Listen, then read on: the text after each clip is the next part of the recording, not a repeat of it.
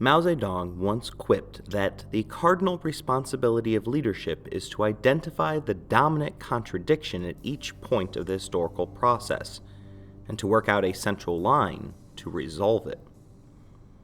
Regarding the study of Chairman Mao, that dominant contradiction is the fact that there exists a single person on this planet who still holds Mao Zedong up on a lofty pedestal.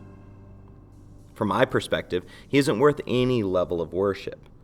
We have thus far examined Mao's early life, during which he lived for 2 years under the same roof with a wife that he would not speak to. We then joined Mao on his long march, which saw him run away from his children as well as his wife's grief. We next surveyed the school of Mao Zedong thought, which includes the deepest philosophical thoughts of a man who had to go out to his backyard just to alleviate his chronic constipation. We then took gardening lessons from a man who exported his starving people's grain before finally investigating his claims regarding capitalist roadies as justification for his encouragement of students murdering their teachers.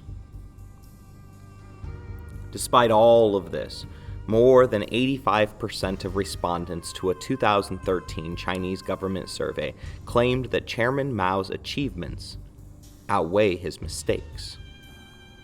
This despite the fact that his mistakes in just the Great Leap Forward alone may have resulted in 40 million of his own people dying horrifically painful deaths, as well as another 40 million individuals whom would have been born if not for the fact that his people were so hungry that they were either unwilling or unable to produce the next generation of Mao's victims. No other dictator has continuously maintained such high approval ratings after their death. Adolf Hitler is no longer in the forefront of Germans' minds. In fact, in 2016, Hitler ranked 7th when asked what person or thing they associate with Germany. Volkswagen, their national anthem, their soccer team, and even Willy Brandt, another former chancellor whom I've never heard of, ranked ahead of the man whose hatred plunged the world into war. Joseph Stalin's popularity has disappointingly undergone a renaissance in Russia since the former Soviet Union's 1990s failed experiment with democracy. Today, the Man of Steel's popularity outstrips current dictator Vladimir Putin, but the self-proclaimed gardener of human happiness was excised from communism's good graces by his successor, Nikita Khrushchev. Saddam Hussein commissioned a 39-foot statue of himself, but its size didn't prevent it from being pulled down by a people who yearned to be free. And Libya's Muammar Gaddafi would have preferred it if it had just been a statue that had been pulled apart by the mob that captured him in 2011. None of these men reached the death totals of Mao Zedong. Yet the chairman continues to be worshipped to this very day in China, despite the many well-known mistakes that history has placed directly at his feet. His mistakes were so clear that even the Chinese Communist Party is forced to admit to them. But the government continues to justify their cult-like hero worship by officially declaring that Mao was 70% right and 30% wrong. Thus, the man whose policies resulted in the world's greatest amount of death is still having his legacy examined today.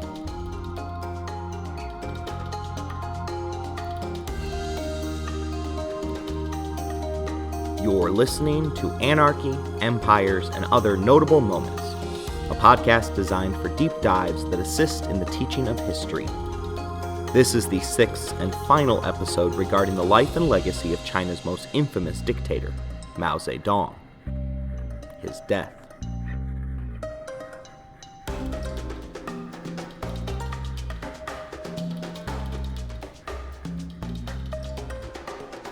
Mao's lasting appeal has been directly aided by the role that authority plays in the culture of the Chinese people.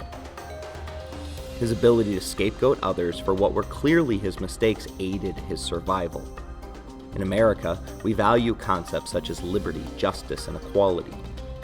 Chinese history goes back more than 2,000 years, while America's core values were rooted in ideals that the Revolutionary War were fought over. China's values harken back to a time when individuals had distinctly different values. Thus, China's chief cultural value, if there is such a thing, regards authority. This emphasis upon respect for authority harkens back to Confucianism, a religion which consistently preaches the golden rule: treat others as you wish to be treated. The 2,500-year-old Confucian religion teaches that leaders should come from the educated populace. That's a check for Mao, who deeply valued education, and that they need to be taught morals. Also a check for Mao, whose lifestyle choices seem to have all the thoughts of a pig. And yes, if you've listened to my prior podcasts in this series, that is an insult to pigs. Thus, the Chinese people were preconditioned to tolerate poor moral choices for leaders that were perceived as at least attempting to do their best. Confucius also taught that moral obligations exist between groups of people. For instance, I am morally obligated to teach my students, even if I can't stand them. However, this is a two-way street, and my students are also morally obligated to learn from me, even if I might not be their favorite teacher. This way of thinking kept Confucius from leading a rebellion against the sitting government, despite the fact that that government was beyond morally corrupt and historically ineffective. According to Confucius's reasoning, a citizen's obligation to the government involves listening and following the rules, even if it isn't the best government. Respect for law and authority are enshrined within Confucian teachings, as is respect for your elders and the deceased. Even though the CCP went out of its way to routinely reject Confucian thought, the values that Confucius had sought to instill had taken hold of the Chinese people more than a millennium earlier. These concepts of accede to authority, respect the law, and honors one's elders enabled Mao Zedong to grudgingly admit his mistakes without fear of fomenting a rebellion. Respect for the government, particularly Mao, a hero of the Long March and the successful defensive war against Japan, afforded him every chance to succeed. And when the mistakes became too big, even for the Chinese people, Mao was able to scapegoat his problems away. In Chinese society, the role of the leader is unquestioned as long as they are providing for their people. Thus, Chinese leaders feel the need to either distract or scapegoat their way out of problems to this very day. Professor Susan Shirk, a former Deputy Assistant Secretary of State whose responsibilities included China, refers to the country as a fragile superpower. In her book on the subject, Shirk warns that the modern government of China continues to be so concerned about losing their people's mandate that they remain willing to resort to extreme measures to manipulate their people. This includes the typical dictatorial moves such as jailing those who dissent, controlling the flow of news, and utilizing propaganda to paint their rule in the most favorable light possible.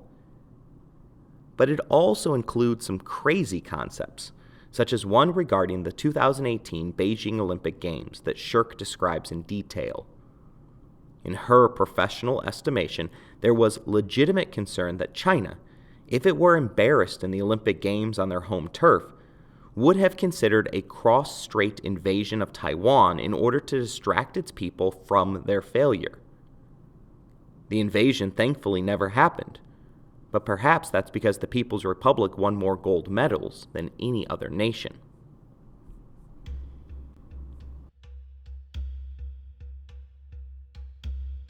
The Great Leap Forward had posed a major challenge to the Chinese Communist Party's authority.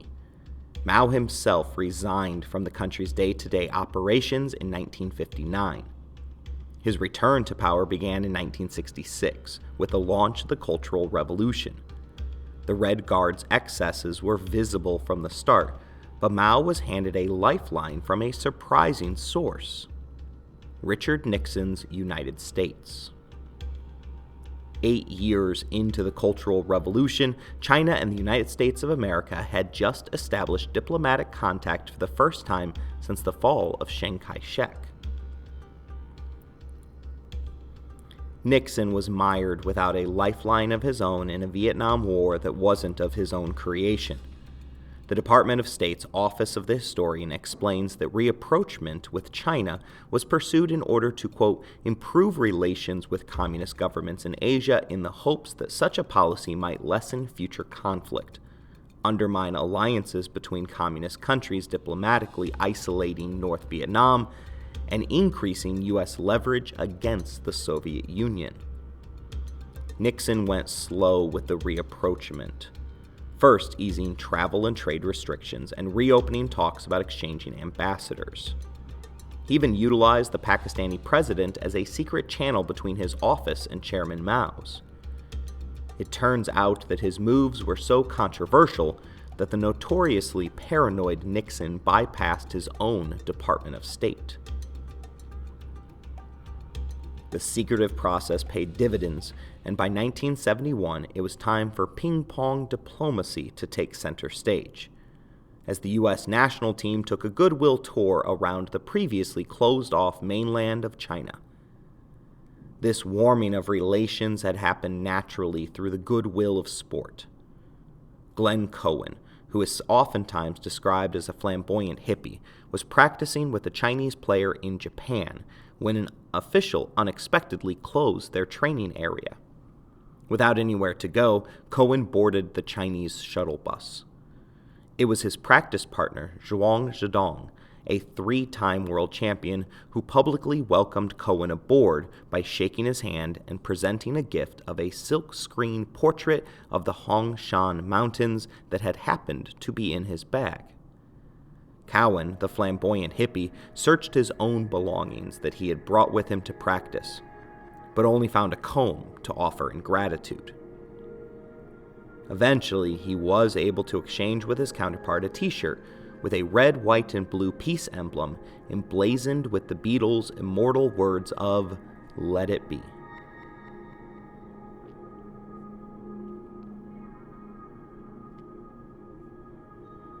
"30 years after the event, Mao Zedong gave his version of the events, claiming that he hesitated for the first 10 minutes of the 15-minute shuttle ride. Zong tells us about the challenge which the ride posed for him. He, quote, grew up with the slogan, "Down with American imperialism." And during the Cultural Revolution, he continues, the string of class struggle was tightened in unprecedented ways. And I was asking myself, is it okay to have anything to do with your number one enemy? When newspapers took up Cowen's unexpected quote that he would like to one day visit China, the offer to do so came from Mao Zedong himself. Over the course of 7 days, 9 American players toured the Great Wall of China, visited the Summer Palace, took in a state-run ballet, and played a number of exhibition matches in front of massive audiences. President Nixon followed on February 21st, becoming the first commander-in-chief to visit mainland China during their presidency. At the end of the tour, the two sides jointly released the Shanghai Communique, which clarified each nation's divergent stance regarding Taiwan. Although the issue of Taiwan prevented the immediate normalization of relations, Nixon's visit in 1972, in the midst of a self-proclaimed cultural revolution which saw Mao's political enemies being tortured to death, students violently imprisoning their teachers, and the destruction of China's old culture, Nixon paved the way for normalization, a process that President Jimmy Carter would go on to complete in 1979.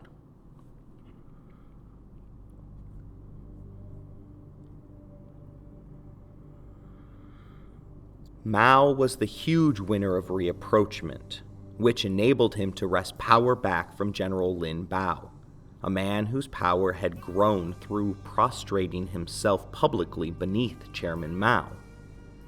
The Association for Asian Studies reminds us that, On foreign policy matters, the Chinese leadership was divided between Zhou Enlai's moderates, who wanted closer relations with the US, and Lin Bao's faction, which preferred close ties to the USSR. Mao tilted toward Zhou in 1970 in part because he feared that Lin was becoming too powerful. Mao also wanted advanced aviation and military technology, and he needed a strong partner in his conflicts with the Soviet Union and India.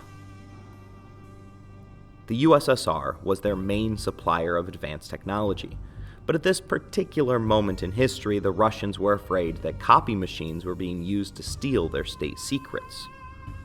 The association continues by stating that Mao's ego may also have played a role in his calculations. After several years of national isolation and the controversies of the Cultural Revolution, he may have hoped to reacquire international prominence.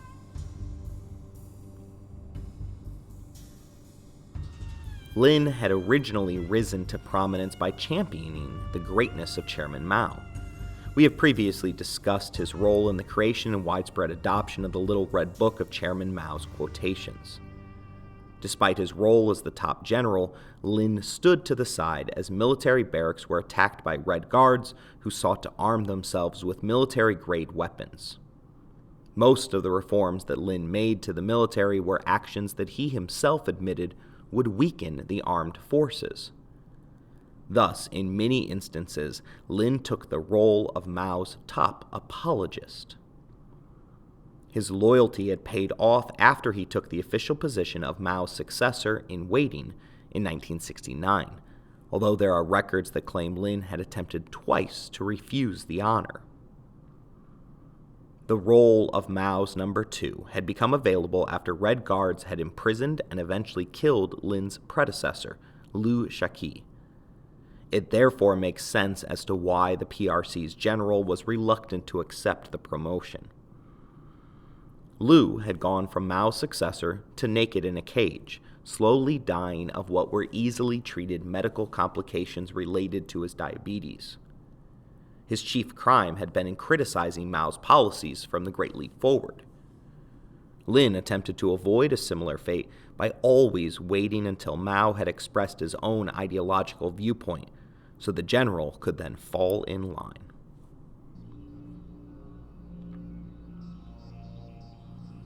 The lone criticism that Lin levied at the chairman seemed to regard the issue of rapprochement with the U.S.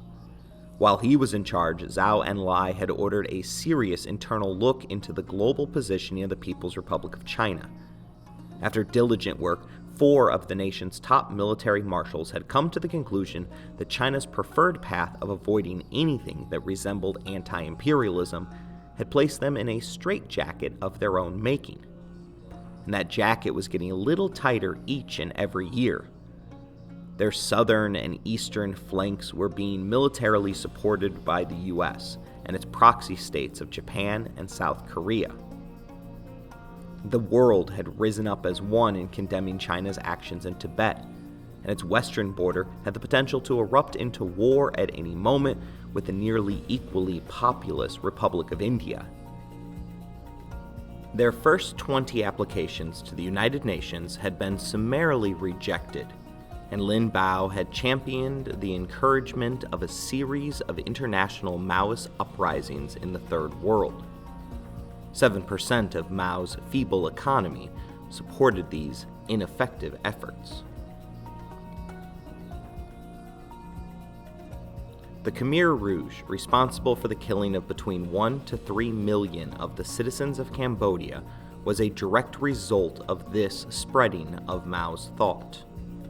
Maoist parties were established in developing nations including Afghanistan, Bangladesh, Ecuador, India, Iran, Palestine, the Philippines, and Peru, as well as established Western states such as Australia, Portugal, Spain, Sweden, Turkey, the UK, and the US.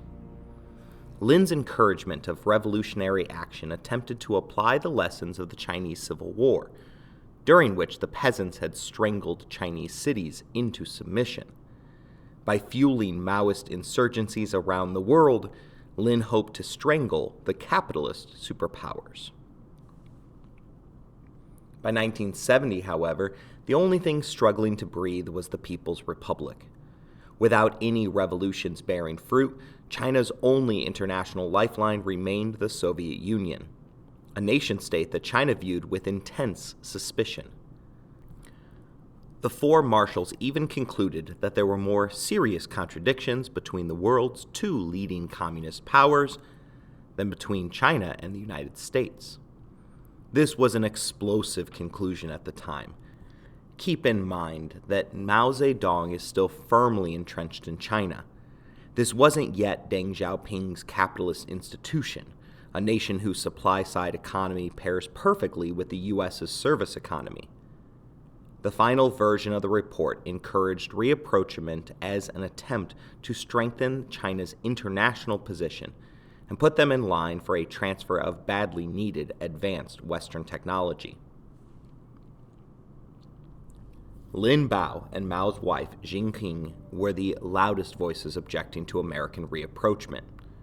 Both had amassed serious amounts of power, likely because Mao had viewed them as proxies for his own thoughts and commands. 45% of the Politburo's 9th Central Committee were members of the military, and thus Lin Baio could call on incredible support, second only to Mao himself. The first sign of discomfort between the two men came when Mao rejected Lin's plea for the great helmsman to reclaim the vacant title of president. While Lin avoided Mao's infamous wrath, the general's right-hand man was publicly berated in what is now viewed as a clear break between Mao and Lin. Lin and his supporters pushed for China to continue moving even further to the left in conjunction with close support from the Soviet Union. They also privately sought to curb the excesses of the Cultural Revolution, as it was becoming clear that history would regard it in a similar light to Mao's Great Leap Forward. Mao's distrust grew deeper after rumors spread in 1970 of disparaging remarks made privately to Zheng Qing at that year's Lushan conference. It quickly became clear that Mao regretted his choice of naming Lin as heir to his throne. He ordered Lin to make a self-criticism, but unlike Deng Xiaoping, the general refused and remained outside of Mao's fiefdom of Beijing. He wasn't able to maintain a low enough profile to save himself, however.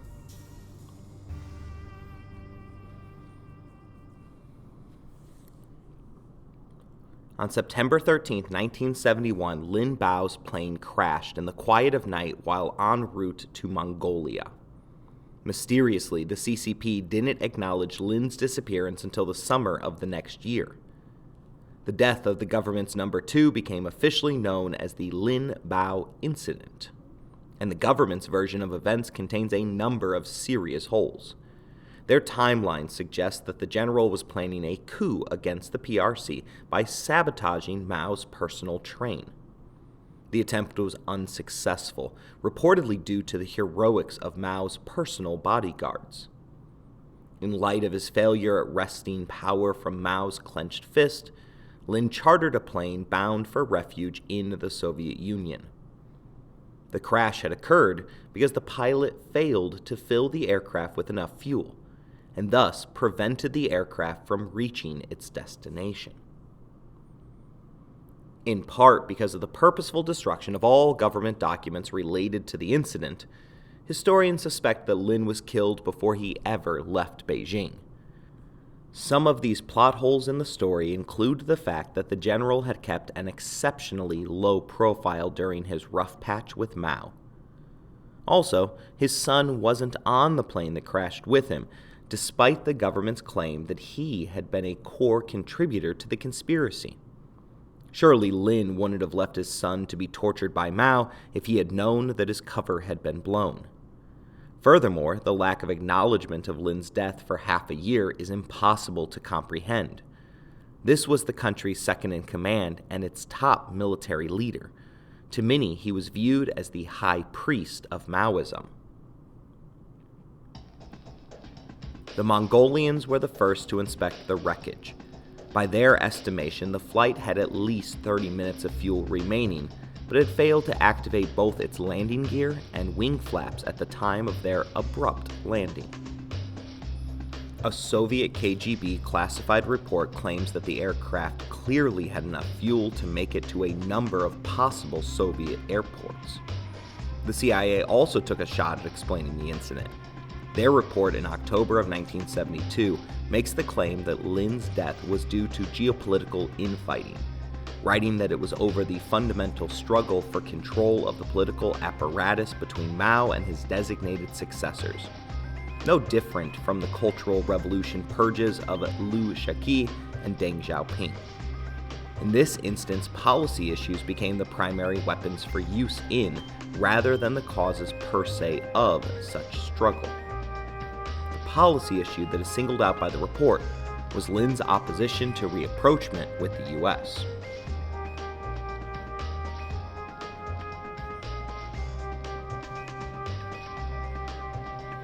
Historian Zhang Chen uses declassified Western documents along with published Chinese accounts to pile on, stating bluntly that the purge of Lin Baio was a, quote, catalyst for Mao's foreign policy revolution to restore his reputation and authority. The general's death didn't go over well with the people of China. Britannica tells us that Lin had been the high priest of the Mao cult, and millions had gone through torturous struggles to elevate this chosen successor to power and throw out his revisionist challengers. They had in this quest attacked and tortured respected teachers, abused elderly citizens, humiliated old revolutionaries, and in many cases battled former friends in bloody confrontations. The sordid details of Lin's purported assassination plot and subsequent flight cast all of this in the light of traditional, unprincipled power struggles, and vast numbers of Chinese people began to feel that they simply had been manipulated for personal political purposes. Mao's prior purges had begun with discrediting his opponents, many of whom played into Mao's hands by writing and signing off on their own self-criticisms. This time, Mao's opponent had disappeared for half a year, and then was dismissively announced as dead when his concealment could no longer remain a secret. Mao's propaganda wing quickly went on the offensive with an anti-Lin Baio campaign. Supposedly, the general had been betrayed by his own daughter, a storyline of treachery which runs afoul of traditional Chinese deference to family and authority. Lin's son, who likely was the only family member who was actually on the ill-fated plane at the time of its sudden surprise landing, was officially rebranded as a deviant after the state claimed that he had run a secret sex shop trafficking operation. Georgetown University's Thomas Robinson shares a possible version of the truth regarding the Lin Baio incident. To fill in the missing gaps, he utilizes a manuscript that is supposedly written by a Chinese official under a pseudonym to protect their identity. Professor Robinson writes that Lin Legu, Bao's son, twice tried to kill Mao by rocket ambushes of the chairman's train, and was held back on both occasions by Lin Baio himself. Mao, discovering these plots against his life, lured Lin Baio and his wife to a last supper at his opulent Peking residence, after which he neatly demonstrated how an ambush should be conducted by carrying out a missile/machine gun attack against Lin's limousine as it descended from Mao's suburban mountain retreat. The Lins were burned to death, he writes. Once Lin's fate was understood by his son, he raced to commandeer an Air Force Trident jetliner, but it was intercepted and crashed later in Mongolia. Robinson concludes that the son's assassination attempt of Mao would probably have succeeded if Lin had chosen to carry it out. There was no doubt, for instance, that Mao's train would have been destroyed by the planned rocket attacks. If the Soviet Union had cooperated by working with Lin to do its part in the coup attempt planned in late September, or by actually invading China after Lin's forces had deliberately provoked them, Mao might have been forced to expose himself to Lin's death plot. The reason neither the train ambushes nor the invasion-induced scenario worked, according to the manuscript's author, was that Lin hesitated at the last minute, literally in the cases of the ambushes, and that Mao somehow found out what Lin was up to and preempted him. It was thus a contest of personalities, the cautious, carefully planning Lin versus the more flamboyant, risk-taking Mao. In the end, the more Machiavellian won. Each knew the other was out to kill him. Mao merely was more ruthless. He knew Lin's limitations better and traded on Lin's previous half-century of loyalty to do him in.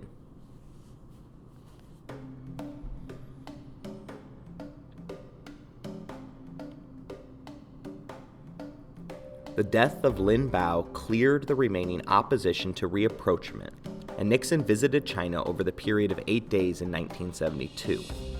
As part of the rehearsed television event, Mao began by poetically stating for the record, "So many deeds cry out to be done, and always urgently.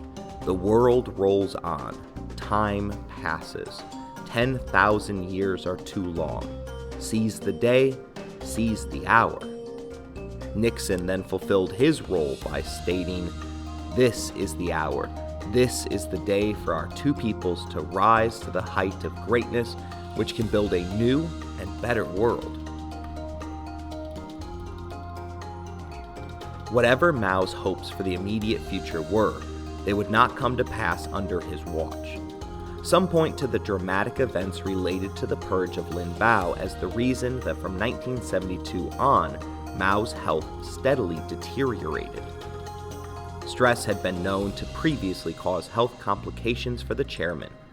When he was 31 years old, leadership fights over the CCP had triggered intense weight loss, insomnia, and chronic constipation. Prior to and during the Long March, Mao came down with multiple cases of malaria. When Stalin had sidelined him to a position of irrelevance during his Moscow birthday bash, Mao had suffered from sustained and unexplained weakness that likely proved the existence of a psychosomatic syndrome. Beginning in 1971, Mao experienced possible early heart failure, but refused traditional treatment, instead relying on the traditional Chinese emperor's belief that sexual relations with those younger than you would extend your lifespan. He was a lifelong chain smoker, only stopping in 1973. Combine that with pulmonary tuberculosis and the normal stress of running a nation, and one imagines that his heart was under intense pressure at all times. There's growing belief that the chairman suffered from either Parkinson's or ALS, a disease that gradually robs the individual of muscle control. His worsening health, as well as the abrupt death of his heir, opened the door for others to fill the vacuum of power. That group became known to the pages of history as the Gang of Four, although they preferred the title the Shanghai Clique. Zhang Qing, Mao's fourth and final wife, was the leader of the clique. Zhang had always sought out power for herself, amassing a loyal set of followers in the Politburo that placed her only behind her husband and Lin with regards to support. She rose to power due to her closeness to her husband and parlayed their partnership into the job of leading the Minister of Propaganda, specifically utilizing elaborate operas to spread the word of the greatness of her husband. She was a woman who was never beloved by the party and who was privately sneered at. Many believed that the excesses of the Cultural Revolution were directly the result of Zhang's encouragement.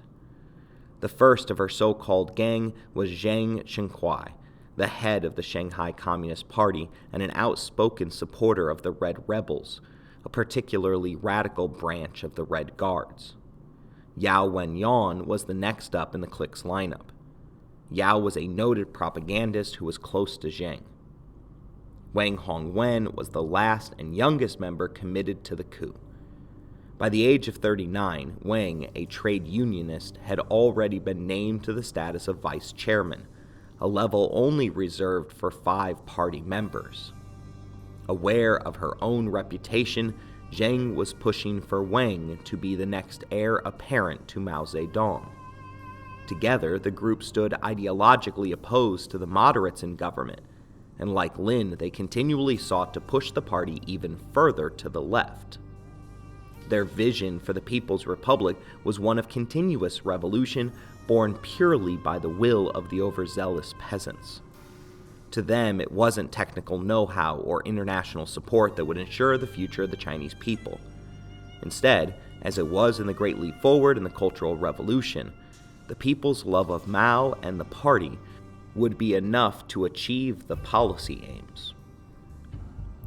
Their scheming was done within Politburo meetings, with Mao choosing between their recommendations and those offered by the dwindling numbers of moderates that remained in the party.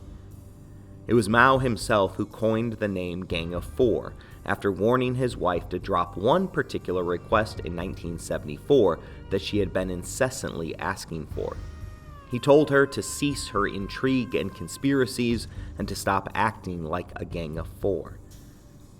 The gang's influence over the party, however, only increased as the Cultural Revolution continued. Mao couldn't forsake them completely, as their propaganda efforts were essential to justify the murders that were directly encouraged by his regime. The Gang of Four's downfall came via over-reliance on their singular strength. Zhang's marriage to Mao had shielded her for decades from their enemies, and their control of the party's propaganda apparatus ensured that they could put themselves in the most favorable light possible. But in preparing to take over, the gang seemed to only focus on their propaganda efforts, allowing other factions to continue to oversee the day-to-day running of the country, including things such as transportation and economics. When it came time to make their move, they were politically outclassed by the moderates who controlled the inner workings of the nation, which is where Deng Xiaoping makes his unlikely return to our story.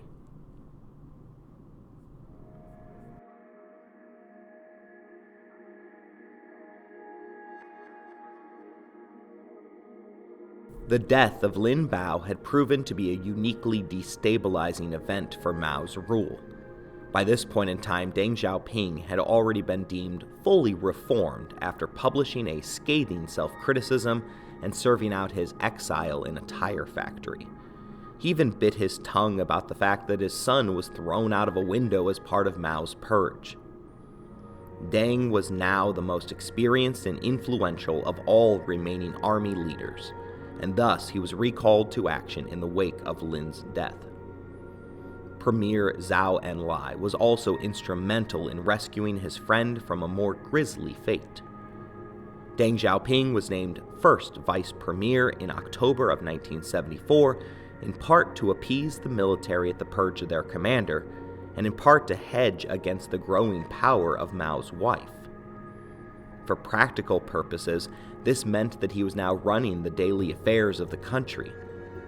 Careful to avoid his prior mistakes, Deng made no move to publicly or privately contradict the chairman. As was to be expected, the gang quickly zeroed in on Deng as an impediment to their intended takeover. The moderates and the ideologically extreme left were locked in a battle of political theater. Mao seemed to enjoy playing the two sides off of each other, keeping each side focused on the other rather than on his throne, or worse, on his legacy. Everything changed, however, on January 8, 1976, with the death of Zhao Enlai. Like Deng, Zhao had been with Mao from the beginning, and had barely survived his own political purging. Zhang had an intense, burning hatred of Zhao. His adopted daughter was targeted for persecution and died at the hands of the Red Guard after she had been repeatedly sexually assaulted. His adopted son followed his sister with his own violent death at the hands of the Red Guard. The Gang of Four directed 3 separate concentrated propaganda campaigns in an attempt to bring Zhao Enlai down. He was a survivor, however, and knew exactly when to kowtow to the chairman and when to present himself as the balancer against the clique's increasing power. In other regards, the moderate is described as a tumbler who jumped from one political opportunity to the next. But everything that he did was done through the lens of pleasing Mao, to the point that some claimed he had zero independent thoughts of his own.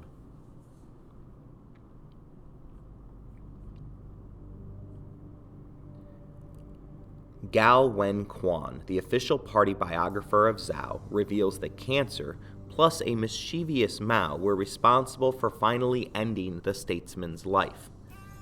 Zhao's doctors had diagnosed him with an early form of bladder cancer. This particular cancer was curable, but the diagnosis was ordered by Mao to be kept secret from the patient. By the time that outward signs of the cancer were evident, it was too late to save the moderate's life. Zhang could not resist getting one more shot when her political enemy finally departed from this earth. The Gang of Four, at her urging, initiated the 5 No's campaign, which included no public worshipping or memorialization of Zhao and Lai.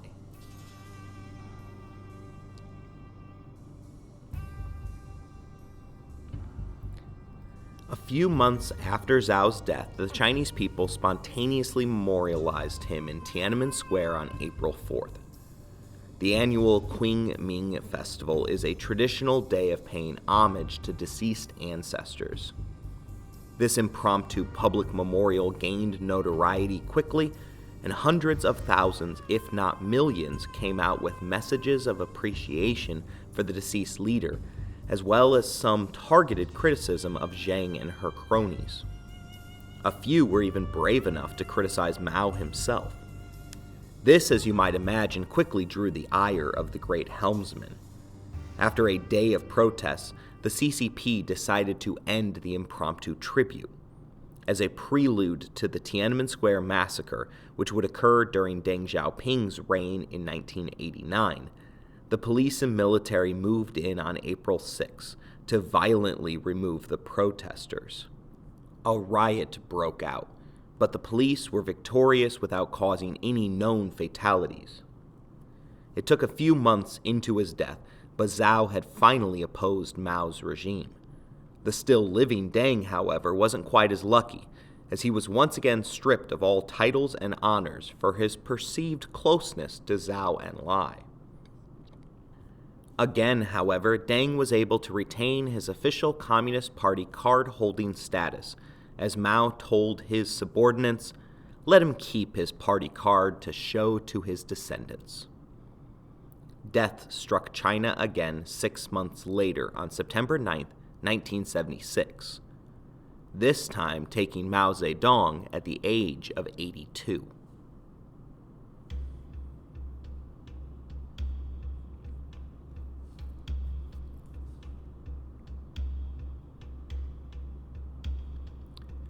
Historian Emmanuel Su reveals to us that, quote, 1976 was a year of agony for China.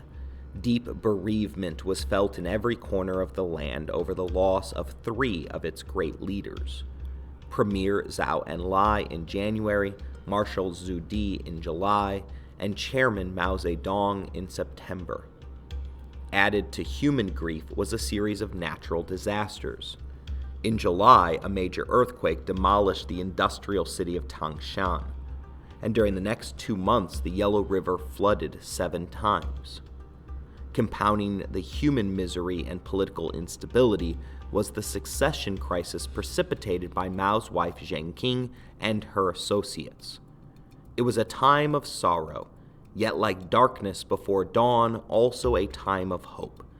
Out of disorder, a new order was struggling to be born, and with it was the promise of greater stability, progress, and a better life for the people.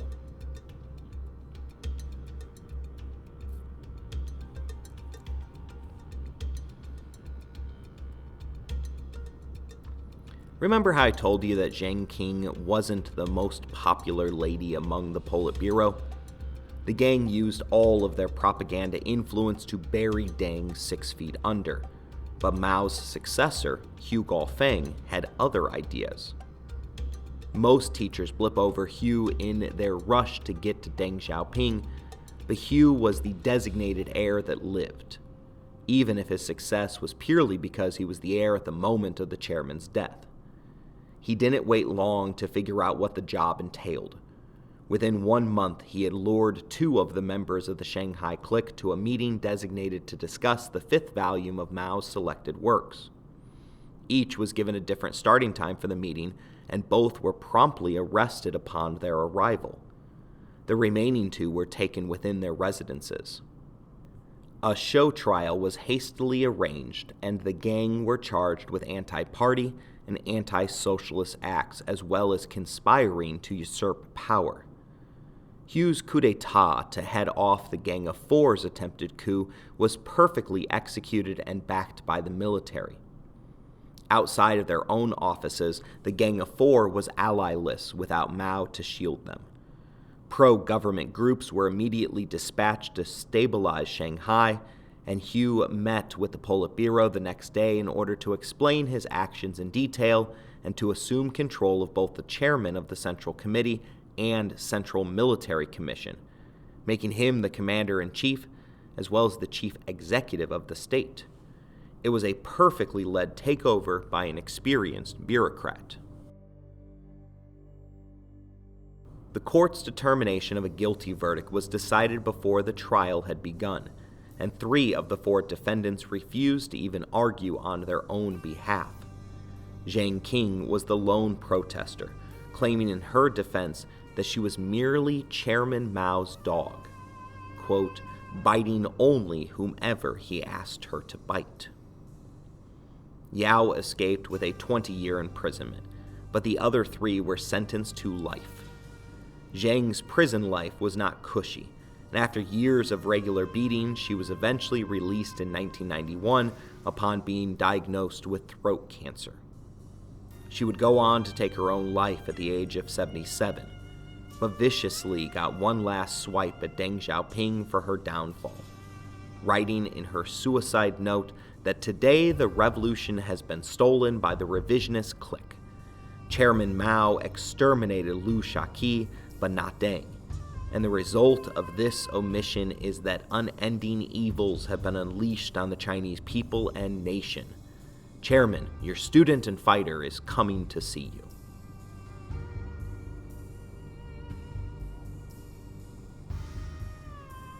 Hu Gaofeng pardoned Deng Xiaoping and cleared him of all perceived crimes. As a repayment for the kindness, Deng allowed Hu to retire quietly after he maneuvered to oust him from power. Deng settled in to become what CNN referred to as a reformer with an iron fist. Deng would go on to serve as the next dictator of the People's Republic of China, overseeing the implementation of the one-child policy, the Tiananmen Square massacre, and the mass execution of Chinese criminals. As a reformer, Deng Xiaoping opened up and adjusted China's economy to allow for markets to take root, resulting in the economic growth that Mao had always desired, but never known how to obtain. His 4 special economic zones brought capitalism to the mainland, and once proven were expanded throughout the nation. Under Deng's rule, it was no longer shameful to desire to be rich. But Mao's shadow remained looming over Deng's rule.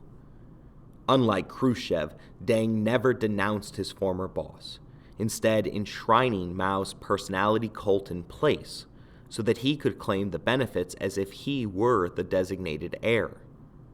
China's newest dictator shifted nearly all blame for the Cultural Revolution to the Gang of Four, clearing Mao's name in the process. Thus, the legacy of Mao continues to this very day.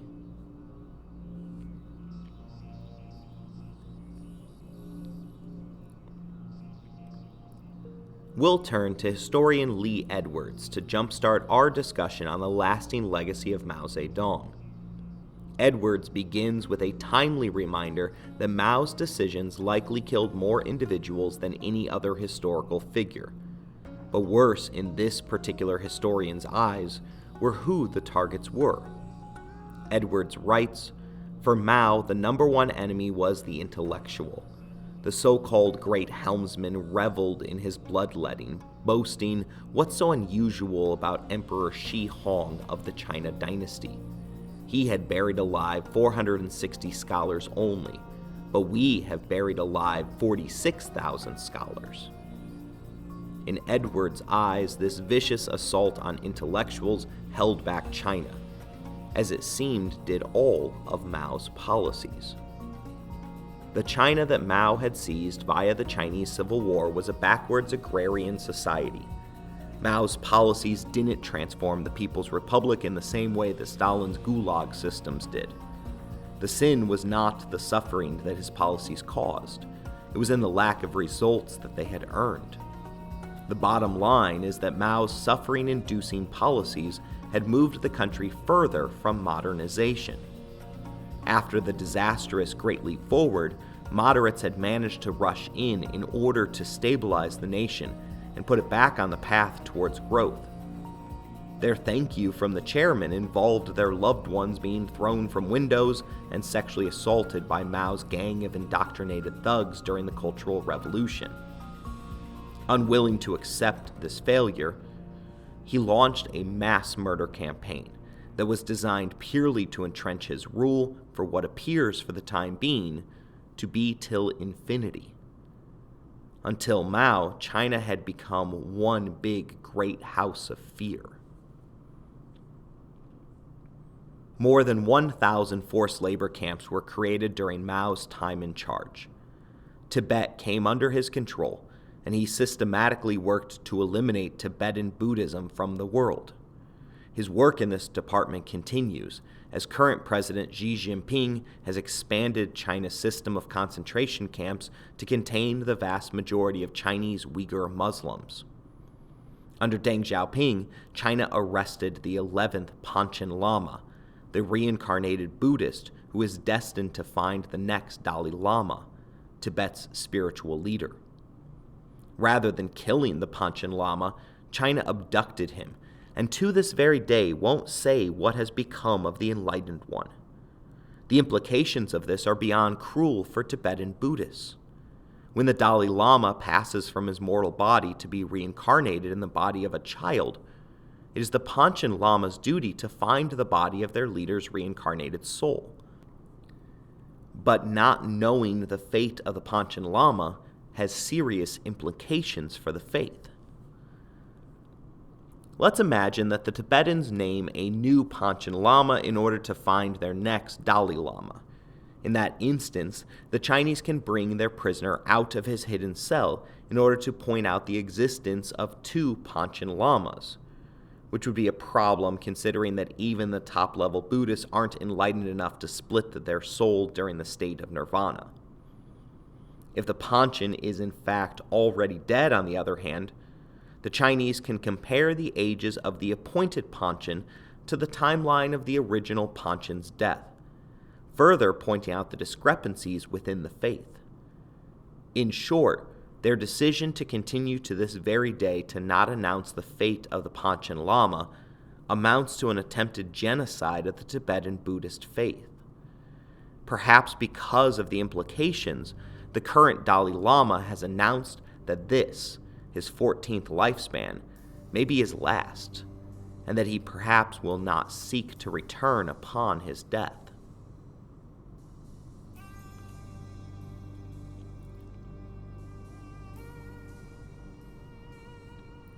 Capitalism reigns supreme in China today, but the Chinese take on the economic system of Adam Smith is at times guilty of the worst sins of capitalism.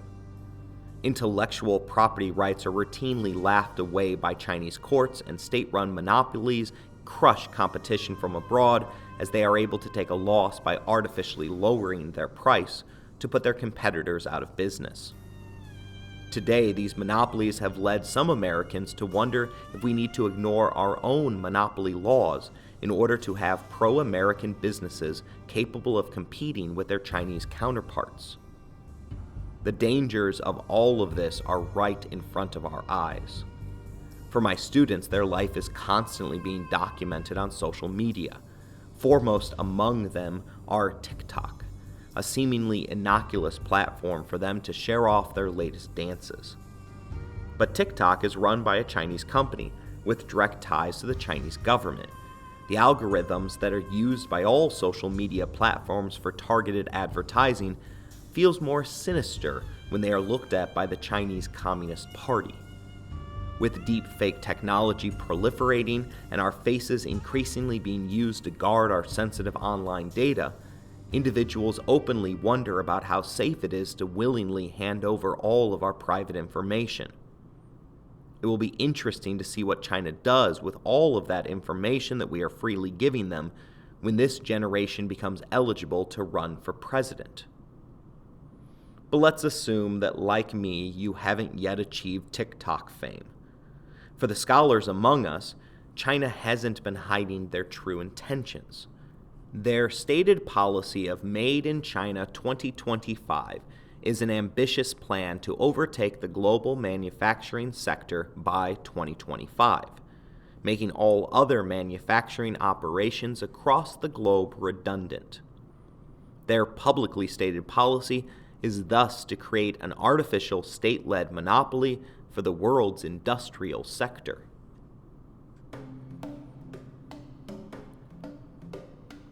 To this very day, Mao remains front and center with his image still adorning Tiananmen Square. Professor Edwards wonders out loud if world leaders would be so quick to kowtow to China if in the middle of Beijing there was a mausoleum of Hitler, and hanging from the gate of the Forbidden City, a giant swastika. The obvious answer would be no, because of our immediate and visceral rejection of all things Nazi. Yet keep in mind how much we willingly buy from China, despite the indisputable fact that China's former elementary principal killed more individuals than Germany's Führer. And the numbers aren't even close. Modern-day revisionism is continually working overtime to maintain Mao's influence. Andy Warhol is just one of the Westerners responsible for ignoring the violence that was inherent to the chairman's life. His colored Mao collection remains one of the most famous works of American art and still resides within New York's famous Metropolitan Museum of Art. In fact, there remains an entire art form that is commonly referred to as Mao Pop, which sustains his status as a cultural icon. You can even purchase a Mao Pop copy of The Last Banquet, which reinterprets Da Vinci's Last Supper, only with Mao and his disciples in the place of Jesus.